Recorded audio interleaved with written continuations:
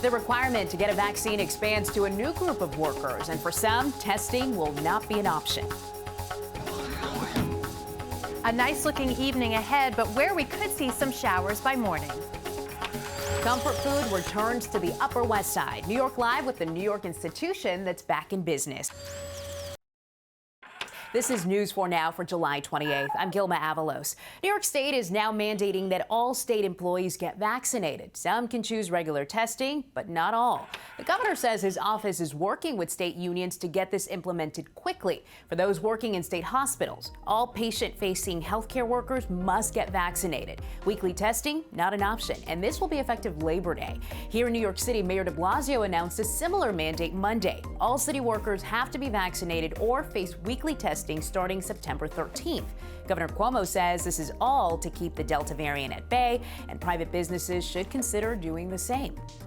It is a smart business practice because I want to go to a safe restaurant, and I want to go to a safe theater, and I want to go to a safe bar.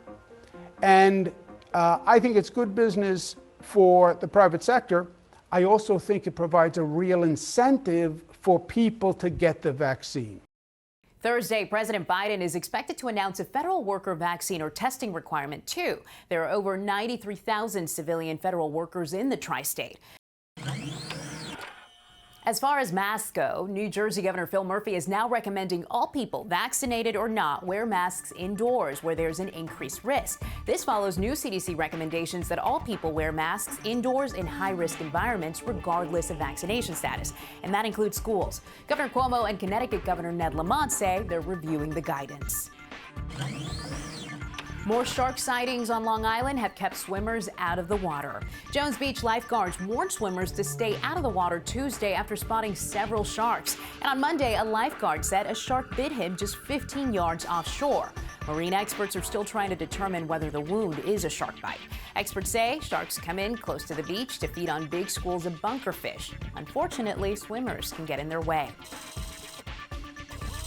In Brooklyn, the mugger got away, but his victim may have had the last laugh. Surveillance video shows the suspect knock a 25-year-old man to the ground, punch him, and try to grab his cash. This happened on July 12th in Sunset Park.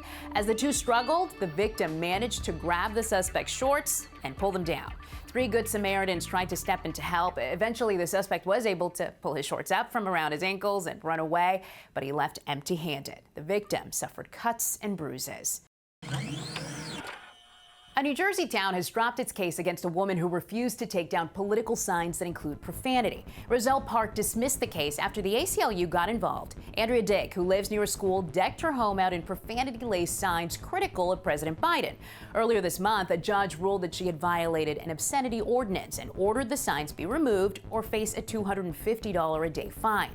The woman argued the signs are free speech.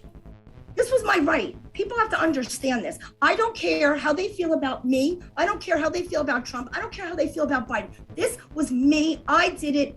I wanted to do it, and it's my right to do it. In a statement, the ACLU called the case's dismissal a First Amendment win. Dick says that she has been harassed and her name tarnished because of all the attention the case received. She says she may file a civil suit against the town. A cooler night ahead, and Maria, the storm should stay away for the most part, too.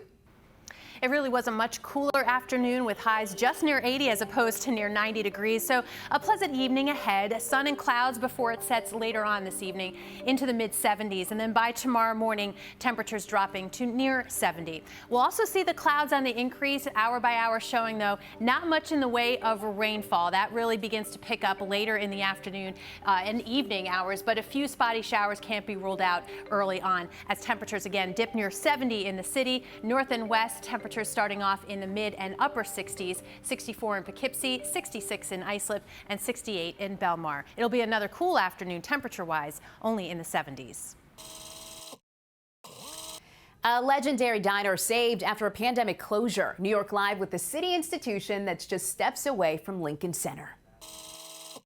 Egg creams and banana splits are coming back to the Upper West Side as Old John's, a New York City institution, is back in business. Louis, I have to tell you, I am so happy to be here. I have come to this restaurant so many times, and I think like so many people, I walked past it in September of 2020 and saw that it was closed. And there is something about this place, it means so much to the neighborhood, and you have brought it back. We're very excited to bring Old John's back. What would you say makes Old John's so special? It feels like home. Not only to me, to our customers, to our staff. You can expect updated takes on American comfort food, nostalgic desserts, and familiar faces. Louis called every former employee, offering them all their jobs back. So Louis, I said I was hungry, and then you brought me out half the dinner menu. And what are we looking at over here? Well, these are must-haves. We have the chicken pot pie. He brought us downstairs into the kitchen, and I saw them making this, and I secretly was hoping that you would bring one of these out for us. The burger, meatloaf, BLT, and this is a veggie sandwich. We kept some of the classics and also some chef-inspired new dishes. I'm gonna name a celebrity. Tell me what they've ordered when they've come here, okay? Okay. Chris Rock, Cheeseburger, Alan Alda, egg white omelet, or a salad sometimes. Thomas Gibson. Cheeseburger or turkey club. Thank you. I haven't had an egg cream in so long. There's like something about this too where you have a sip and you instantly feel like a child again, right? I'm so happy that you guys are back.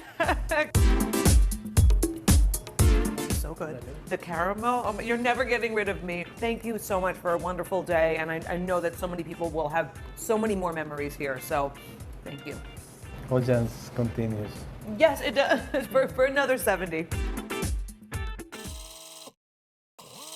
A special homecoming for a Cold War-era fighter jet. The Douglas F-4D Skyray is finally back on board the Intrepid, where it was deployed for active duty 60 years ago. News 4's Jen Maxfield has more on the historic journey.